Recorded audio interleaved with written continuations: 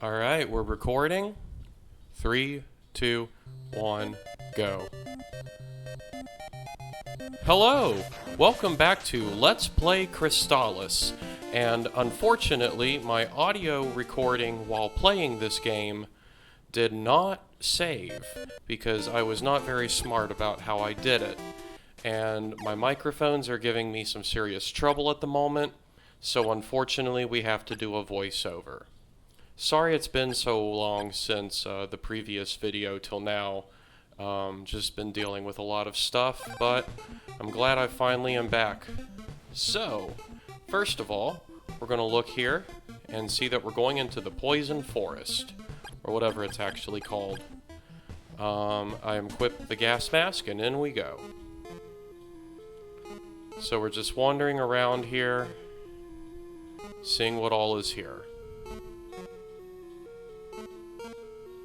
First I made my way down here, and I saw that it just connected. So I thought, alright, let's go up. And you gotta watch out for those bug thingies, they like to fly at you.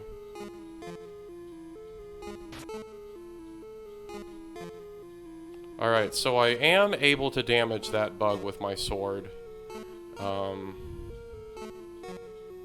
lot of dodging going on here.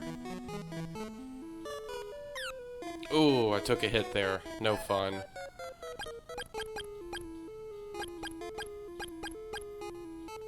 Doesn't hurt to just look through my inventory and see what I got. Took another hit there. So here I think I equipped some medical herbs so I could heal up. Now, one of the NPCs in Bryn Mawr told us that we can make it to a city through here.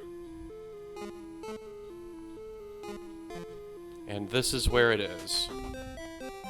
The Poison Forest actually isn't that big, so it's not really that hard to navigate. Go in peace. Alright, let's talk to someone else. Go in peace. Anyone else we can talk to?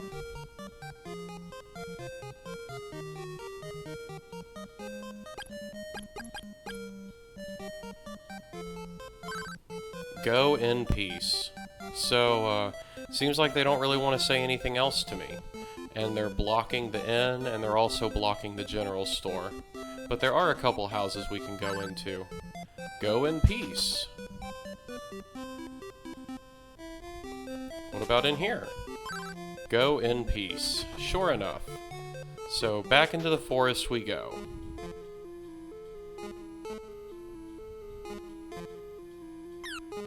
Oh, took another hit. And there's those plants that just shoot things out at you. I think those are the 3 kinds of enemies that you can deal with in the forest.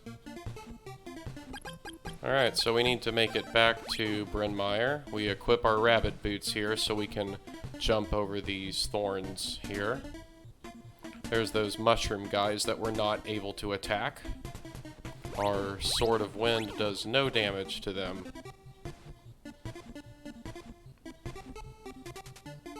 And now we're going to come across these axe-throwing dudes, and I decide to take a few of them on for some combat here. I don't want to do too much grinding, just for the sake of grinding, kind of like when I played Final Fantasy. I try to take as many fights as I can, like on my way. I feel that if I do it that way, then I don't grind just mindlessly. Because that's not really fun to watch, I don't think. It is good practice for working on your combat, but I mean, you can just do that when fighting on your way to and from things as well, without going out of your way to grind. Alright, we stayed at the inn to heal. And I decide to go to the general store to buy more items. So here I'm going to steal some medical herbs. Because I'm cheap like that, even though I can afford them. Later in the game we'll come across armor and shields that cost quite a bit of money, so I want to have as much money as I can on me. And this is a good reminder right there to not hit the B button when you're in your inventory, because that will drop items. Which is kind of annoying, because almost every other game you play, hitting the B button will just exit your inventory. Now it's interesting, they say that in the village of Oak, they don't speak our language, but they clearly said to us, go in peace. So, yeah. So I think what happened here, what I did next in my playthrough was, one of the NPCs said that there are 2 ways to get to Mount Saber. One of them is a path from the west, and it's actually the southwest. But, I mean, it is technically to the west still. So here's this snowy area here. This is the west entrance to Mount Saber. And here are these, like, I don't know exactly what those monsters are called, but you can hear that cling sound. That means you're not doing any damage to them at all. So I don't really want to venture that way yet.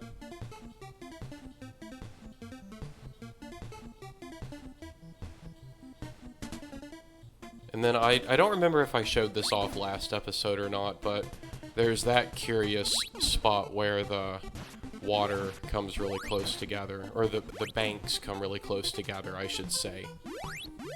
Maybe there's a way to cross the river there.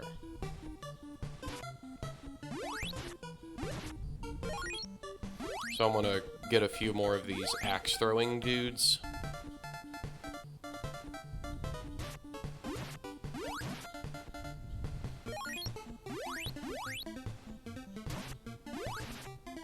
You'll find that oftentimes I'll charge up to level 2 projectile, but if I need to keep shooting more and more, I might just stick with level 1.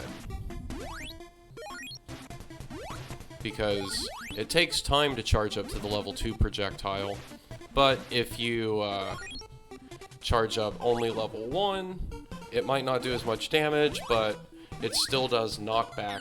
Oh, I didn't dodge right there. That was not very smart of me. But as I was saying, it still does knockback, even if it doesn't do as much damage. Now let's make our way up here. Go to this house that we were at earlier.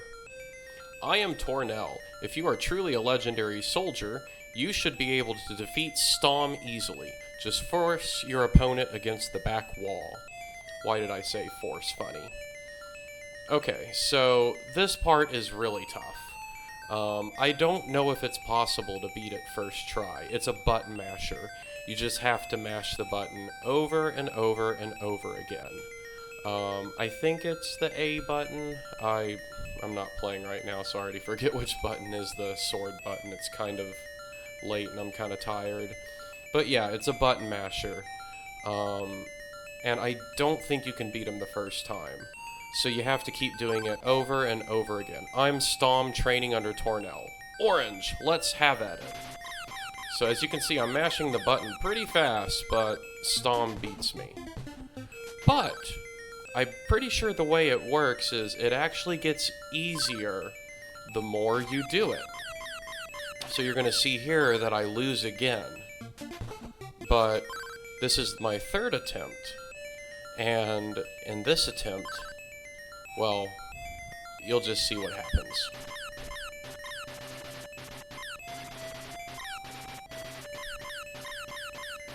I'm faring a lot better this time. I've almost got him. Unfortunately, my hand is starting to get tired, and you can see that I'm slowing down a little bit.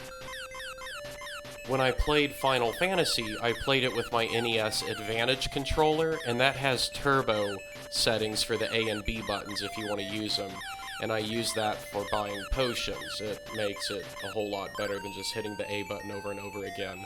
I could use that here, but I don't know.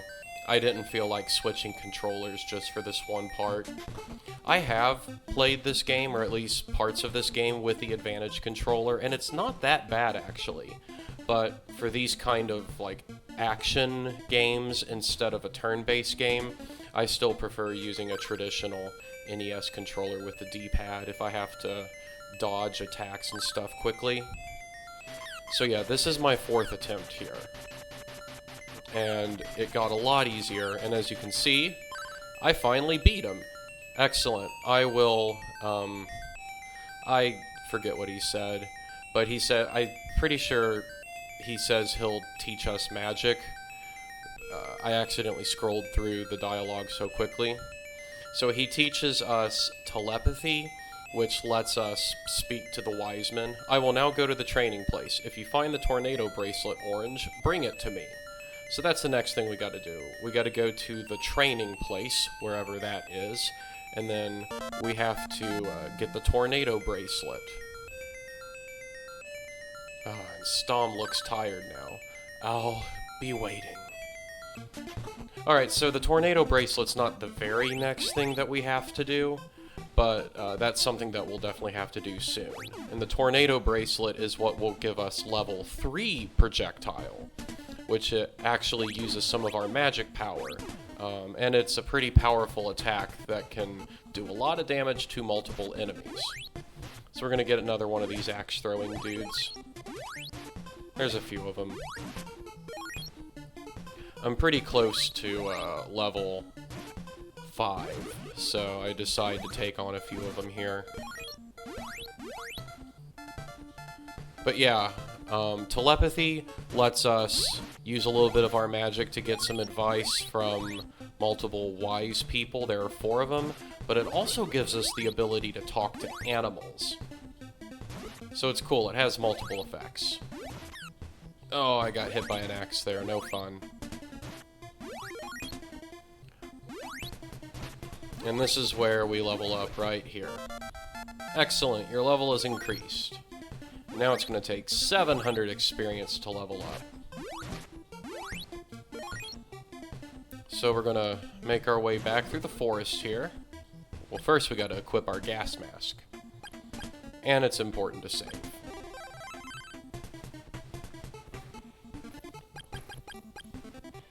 So we're switching from the rabbit boots to the gas mask. I don't know why you're not able to wear both at the same time. You'd think you'd be able to, but I guess it's limitations of the game or just how they designed it. So you go 3 intersections to the right, or once you reach the 3rd one, you just start going straight up, and that's how you reach Oak. This is the village of Oak. We don't like humans here. Maybe go in peace is the only thing they knew how to say in our language. Maybe that's why they said they couldn't speak our language. The village elder will not talk to humans. Well, that person won't even talk to me at all. I think these are dwarves. I think the village of Oak is dwarves. The air in my house smells like humans. Get out! So yeah, they really don't like us. Thankfully, they don't attack us. Alright, now let's talk to the person in this house. I haven't seen my boy since he went into the forest. Have you seen him?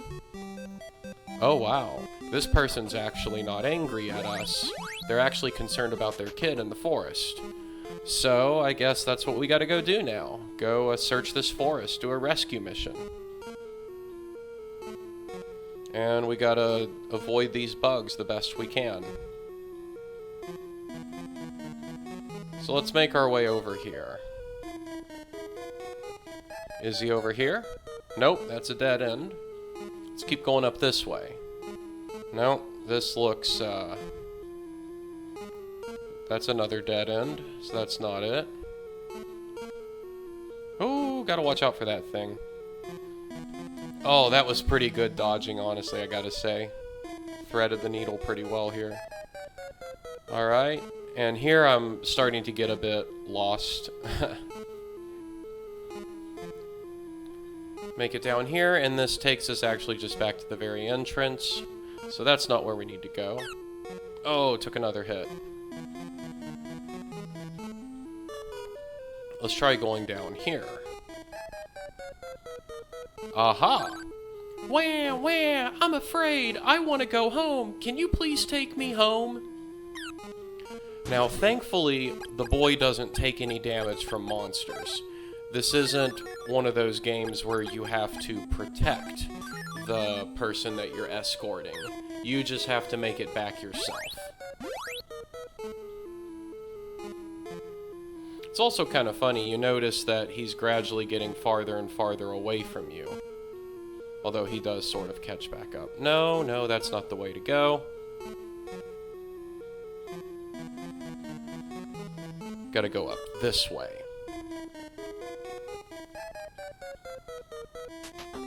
And when you get back, he automatically goes back to his house. So now, let's talk again.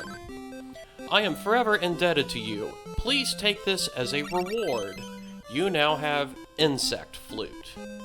Alright, well, thanks for the insect flute.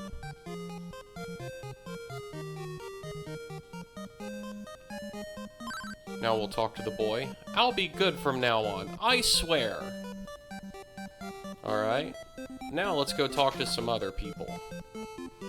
They've now gotten out of the way of the inn. The insect flute is a powerful item, but it's dangerous because of the poisonous insects it calls. So we can now heal in the inn. It costs $40, which is twice as much as we were paying in Bryn Mawr, but it's okay. It's fine. I guess it makes up for all of the stuff we steal from the general stores. Who are you? You're quite strange. Let's talk to this dwarf. We shun most humans, but I think you are different than most.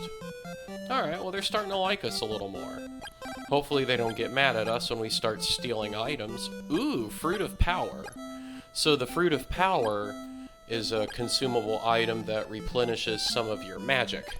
And it's really good to have some of these on hand. So now we've got ourselves medical herbs, antidotes, Fruit of Power, and one set of warp boots. Now let's go talk to the elder. You saved the child? I thank you. I now ask a favor of you. There is a monster in the poison swamp. Many of our dwarves were eaten by this creature. The monster cannot attack the village because of an object we possess, but we cannot use. I leave this object in your care to save the village. You now have Sword of Fire. Alright, we've got ourselves a second sword. Now, one of the complaints of this game that people have, while it is considered one of the very best NES games, it is kind of annoying to have to swap between the Sword of Wind and the Sword of Fire. And, spoiler alert, throughout the game there are more elemental swords you get. The thing is, there are different enemies that take damage only from certain swords, and they are completely invulnerable to other swords. So, like those blue mushroom guys and those snow zombie looking guys, they don't take any, no matter how high level you get, they won't take any damage from the wind sword. No matter how high of a level of projectile you shoot them with, they won't take damage from them. Now you see that when I attacked with the fire sword and killed that bug, there's like a little splash of fire. Such a cool little detail. Now, I do think that these guys took damage from the Sword of Wind, but they take more damage from the Sword of Fire. Overall, the Fire Sword, I think, is a more powerful sword, just damage-wise. Oh, that's not good. I'm getting pretty low health. So we switch to Refresh. I didn't push it, now I pushed it, and we regained health. So now we're going to make our way over, I think we're going to make our way over to the place in the swamp where we fight this big terrifying bug monster. That's what we use the insect flute for. Now eventually I learned the pattern of these guys. They circle you. Depending on how you're moving, they might change which way they circle, but as you can see, they really just kind of circle you once they're spawned. And if you can time your throw or time your sword hit, you can get them without getting hit yourself. So here we are, we're going to the right, and then we go up. I'll get this guy right here.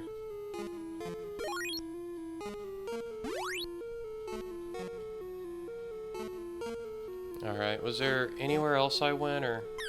Oh yeah, you see he changed his path a little bit. So I got mad at him and I decided to attack him. Plus I figured it'd give me experience. How much experience does it give? From 69 to 77. It's not a whole lot. Okay, so I'm going to use the insect flute here. And I call upon the bug, and here is this giant bug boss. And I immediately get out of the way because he shoots poison at me.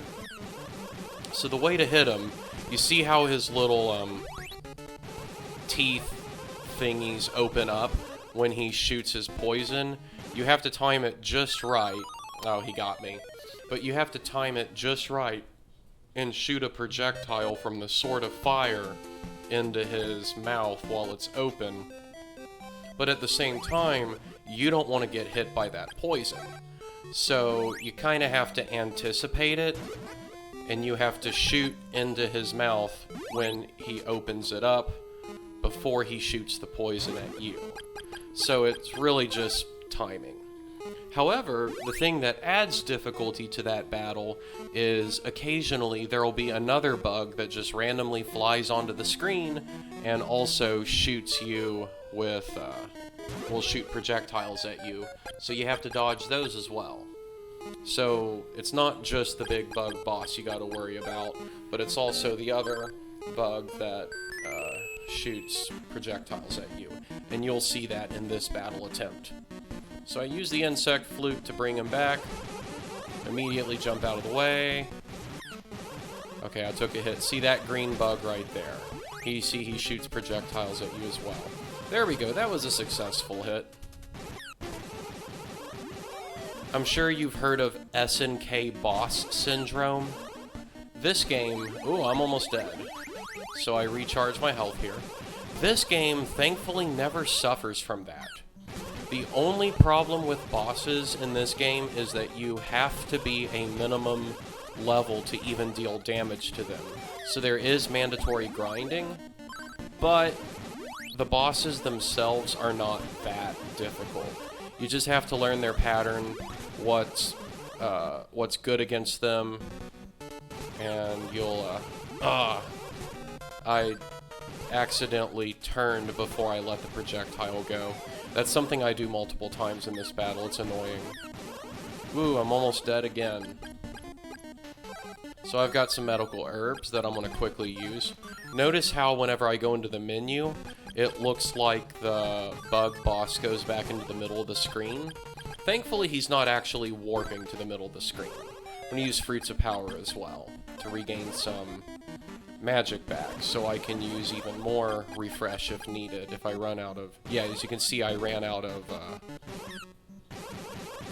medical herbs, so I have to use refresh if I want any more health, and I had to do it there. And I'm just about out of magic again, so this is all I got left. And I missed yet again. Thankfully, I dodged that other bug's projectiles. Alright, how much do we have left? I don't remember how many hits he takes. It might also depend on what level you are. I don't remember for sure. So I've got warp boots if I absolutely have to abandon this battle, but thankfully I don't. Now, speaking of warp boots, okay, I got the ball of fire. I completely forgot that I had the warp boots, and while playing, I was panicking, thinking if I get hit by a monster just one time, I will have to start back from my last save point and do this boss battle again. This was very foolish of me.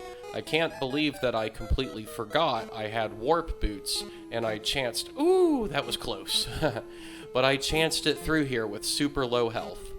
And then I thought, man, I've got to go through here with low health again. And it was about this point I realized, yeah, right here, I've got warp boots. So I decide I'm just going to warp back to Bryn Mawr.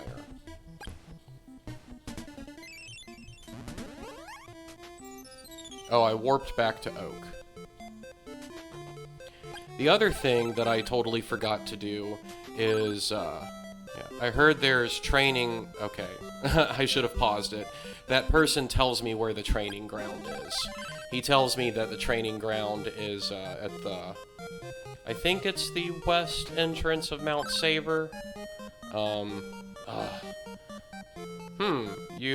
Orange, you're the one who saved us. Our precious object belongs to you. With this, we express appreciation. Please keep it with you. We will tell all of your feat. You will forever be a hero among the dwarves. Again, many thanks. So yeah, all of the dwarves, it's cool. Their dialogue keeps changing every time you do a little story beat here. And I don't know how common that was in NES games. Unfortunately, I didn't talk to every dwarf before leaving, so you unfortunately won't get to see all of their dialogue. But that guy to the right over there, he says he has changed his mind about humans, and it just I don't know, it kind of makes you feel good. You know, it's very primitive compared to many other games that do this kind of thing that came after this, but this was super cool, especially for something like this on the NES. So here I am just stealing more things from the store. Hope they don't mind. They seem to not mind at all. I was demonstrating earlier in the menus that if you want to swap swords, once you get the ball, like the ball of wind and the ball of fire, you also have to swap those if you want to use the level 2 projectile. And you'll see that I now have the level 2 fire projectile. And that is, it's really powerful for this part of the game, and the enemies that I'm facing so far.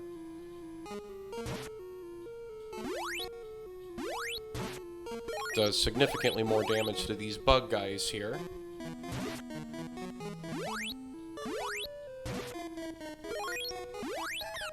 Oh, I took another hit to that guy, but it's fine.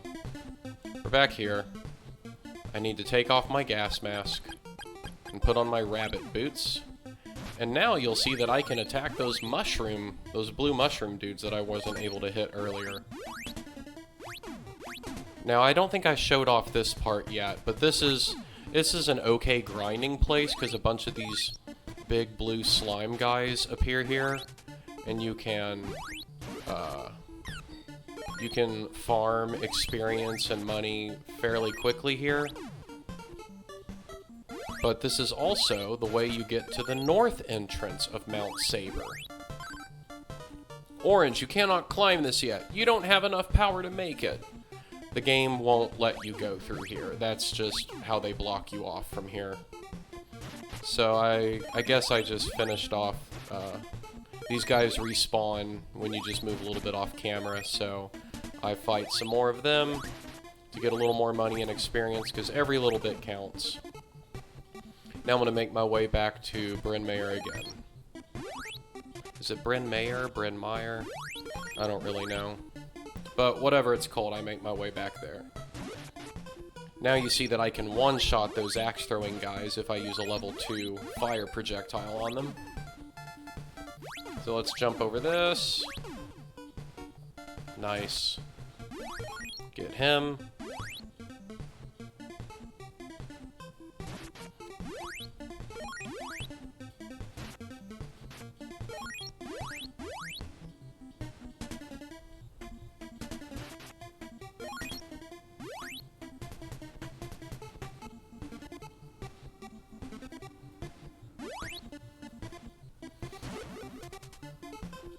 So yeah, now we're back in Bryn Mawr. Again, I don't think anyone's dialogue here ever changes. You see me from time to time checking to see, but it never does.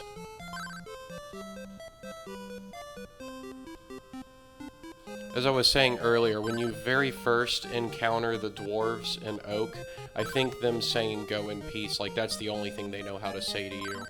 Because this game says they don't speak our language. So now that I've done this, I'm going to make my way down to Mount Saber, the southwest entrance.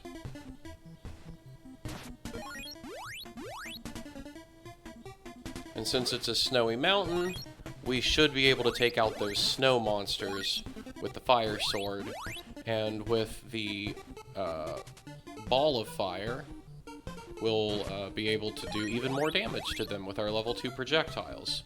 So that's really nice. Alright, here we go. The soundtrack for this game is really good, too. I absolutely love it.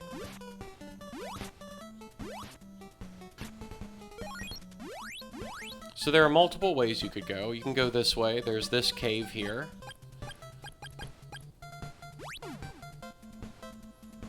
I'm not going to go that way for now, though.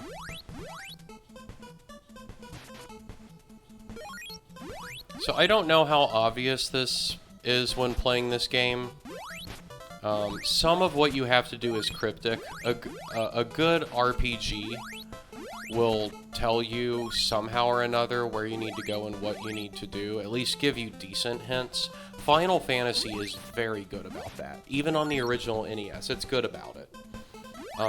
There are a couple things in this game that you have to do that I don't think it really gives you a hint about, and this is one of them. To get to the cave with the tornado bracelet, you've got to actually jump up that sliding ramp while using the rabbit boots. Now, maybe that's something they just expect you to try, but I'll be honest, I did not know that, and the first time I played this game, I had to get help. Because there are multiple caves up here. Now, this is where we start getting into sword switching. You have to switch the sword and ball. I don't mind sword switching, because, you know, I've played Link's Awakening, and you have to switch items a ton in that game. But, like, it would be nice that you could switch the sword and the ball at the same time. Now, wind won't knock this down, as you can see. So we need to switch to our sword and ball of fire, because those are ice. That guy requires wind as well. You can see that I'm just... Well, the last one I was able to use a level 2. Ooh, there's spiders. Alright, so the spiders require fire, but these, dragon thingies require, wind. So yeah, a lot of switching happens. Many people think this game would have greatly benefited from getting, like, a remaster re-release on the Super Nintendo, because the Super Nintendo adds 2 more face buttons, you know, the X and Y buttons, and it also adds the shoulder buttons. And it would be really convenient if you could swap swords and their respective ball with shoulder buttons, and it would also have been nice if you could use the face buttons for, I don't know, having an item ready to, a consumable item ready to use, and magic, and hitting with your sword, and maybe even a key item as well, I don't know. But this game was so ambitious, there's only so much you can do with just an A, B button, start, select, and a D-pad. But, you know, the game is so good, I can get over those problems. The only kind of complaint that I personally have about this game is that I feel that the hitboxes are a tad unfair, but it's not that big of a deal to me. So we're going to break down this ice barrier and see what we find up here. You now have Tornado Bracelet. So what this will do is this will give us level 3 wind projectiles. Oh, I'm poisoned. I was so worried about getting the coin that I just took hits from the monsters, which I really shouldn't have done. Now, the way poison works in this game, you know, in most RPGs, if you're poisoned, whenever you move, you gradually take damage. But I think in this game, whether you're moving or staying still, you just take damage. Now, let's see, I'm trying to remember, when did I first charge up to level 3? I'm just fighting these monsters as they spawn on my screen, because you know, I want to get the experience. So it's kind of grinding, I guess.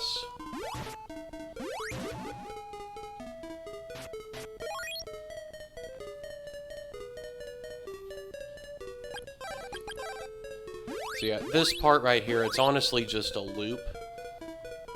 Oh, here we go. I've got it charged up to level 3. And I use, you see those little tornadoes that came out. And I think a couple of the guys were pushed off screen, and once they're pushed off screen, even just a little bit, they won't take damage from your projectiles, which is a bit annoying. Again, slightly unforgiving hitboxes and stuff like that, but later you'll see that I use a tornado, and I one-shot like 3 of these dragon guys in a row, and that's pretty awesome. But yeah, we're just gonna make our way out. So we've got the tornado bracelet, but now we've got to find Tornel. So we slide down here, but now we got to go somewhere else. We could either try to go back to that cave where the first cave that we saw when we came into this part of Mount Saber, or we can go down this way. And this part of the playthrough is when I started realizing, wait, I can back enemies up against a wall, and they won't be able to be knocked back anymore because they're against a wall. And that's a good way that if you don't shoot enemies with projectiles, but you do your actual close-range melee, you can deal a lot of damage quickly. Now, I didn't continue doing that here, but you'll see me do that more once we get inside caves. So you can jump up this ramp as well, which is kind of convenient. If you don't have any way to teleport and you need to come out the way you came. Now, I got sad because did I get the coin or did it disappear? I forget. I'm getting close to leveling up. While the amount of experience you need for each level keeps getting higher and higher, like any good RPG. Thankfully, the monsters that you fight give more and more experience, like any good RPG. So now we go in here, and these guys require wind. These weird spiky things. And I missed. They're a little slippery here. Dodging easily.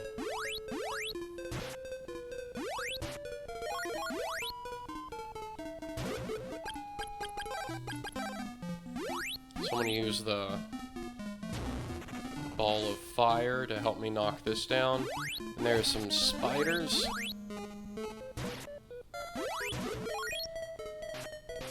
And here you can see me, yeah, I leveled up. Here you can see me backing a spider up against the wall. Switch to wind for the spiky dude.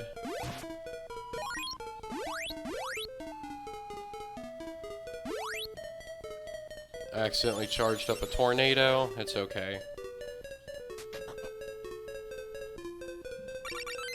I now have medical herb. Nice. Fight this dragon guy. There's a couple times where I charged up a tornado where I didn't actually mean to do it, but that's okay. It's not really that much magic for using a level 3 projectile.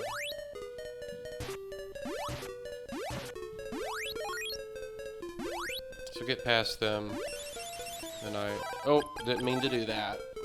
So we gotta use the ball of fire now to get through here. And switch back to wind for these guys.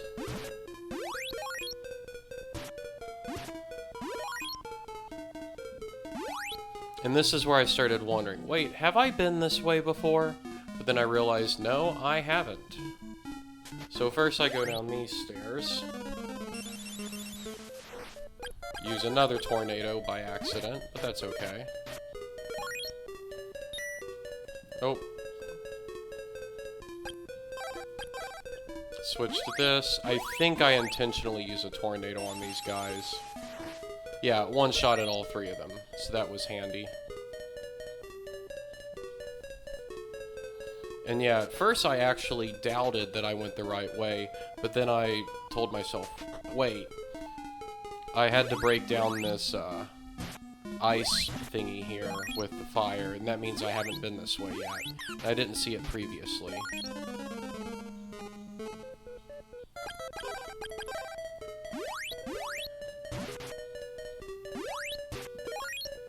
But then I, see that door right there.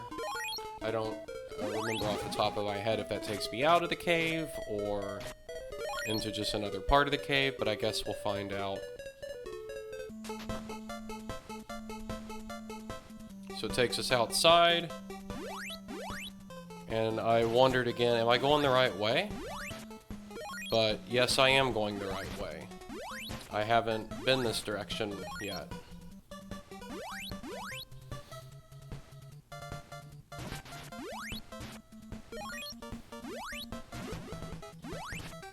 So yeah, it's kind of like a maze. And while I have played this game before, I don't have it memorized. I come over here, I think that's Tornel, that's where we need to go, but we're blocked by the wall there. So it's like a little teaser, sort of. Now, one thing this game actually is pretty good at, there's a slide to go down, I don't want to do that, but one thing this game actually is good at, as I was going to say, is it's geographically kind of accurate with how they do the with the cave designs. Like, I see that he's up there. That's higher up the mountain, and that's north. So I'm gonna go to this cave that's lower down and south and go in. And it's not like I know that inside the cave, the path to get there is going to be north somehow or another. So that's nice that they considered that. And there are several other parts of this game that are like that too. So the level design, the dungeon design, it's pretty good in this game. Maybe some people that have played it a lot more will disagree and explain to me why it's not. But there was never, I don't think off the top of my head there's any dungeon in this game that's just straight up, you know, logically not sensical.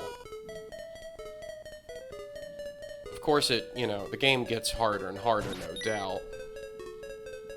Oh, and I get a bunch of enemies here, and it's frustrating how quickly the coins despawn.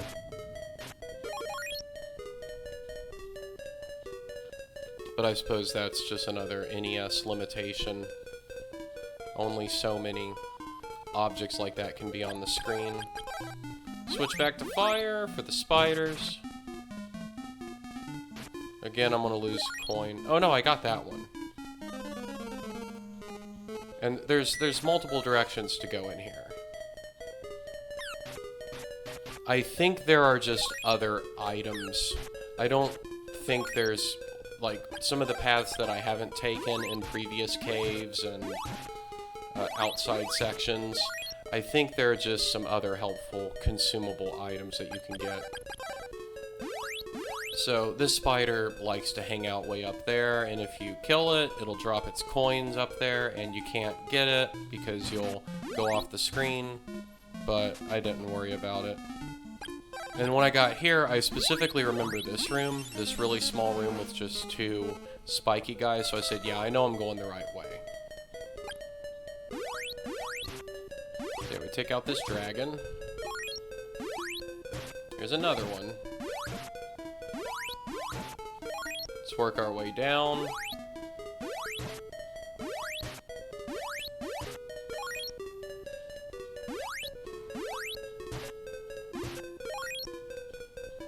Thankfully all these enemies here required wind, but I do have to switch the sword here. And there's that spiky guy, so I've got to switch right back.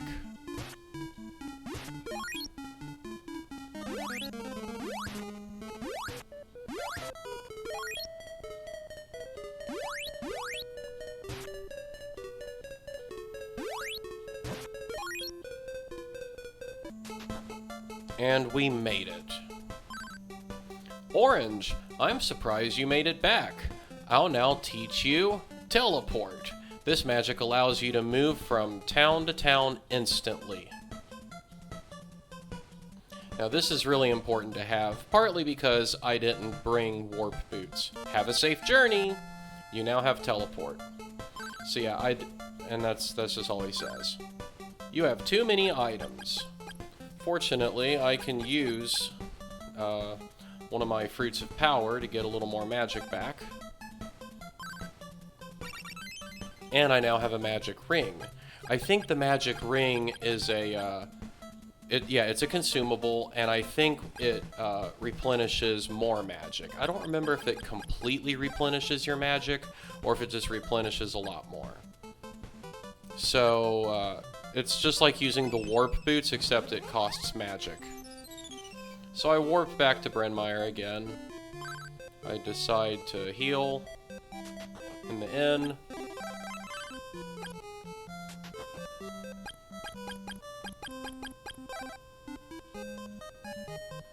I'm using telepathy. Orange, I pray for your safety. That's what Tornel said. Zebu says, don't rely on others too much. Asina says, I'm Asina. I'm looking forward to seeing you. And then Kenzu says, nothing. So, that was a waste of magic. There are other times where they'll actually give you better hints, but sometimes they don't really give you much of anything to go by, and it's just a waste of magic. But remember, the other power that telepathy gives you is the ability to talk to animals. So I'm going to warp back here to Leaf, see if any dialogue here has changed, and no dialogue here has changed. So that's fun. And I think this is the point where I suddenly realized that I lost my audio commentary recording, and it completely wasn't saved or backed up or anything. I've been having trouble with my microphone, so I've been using like a separate old Zoom audio recording device. That's what I used before my wife got me the microphone, but the batteries died in it, and I did not have, it doesn't have any sort of recovery process. So yeah, that's the end of my playthrough of this episode of Crystalis. And again, sorry that I skipped over a little bit of dialogue, and it was probably a bit awkward with me doing a voiceover like this, but that's what I had to do. So yeah, thanks for watching, and tune in to see what happens in the next episode. We'll probably be returning to Mount Saber. Thanks for watching, and have a great rest of your day.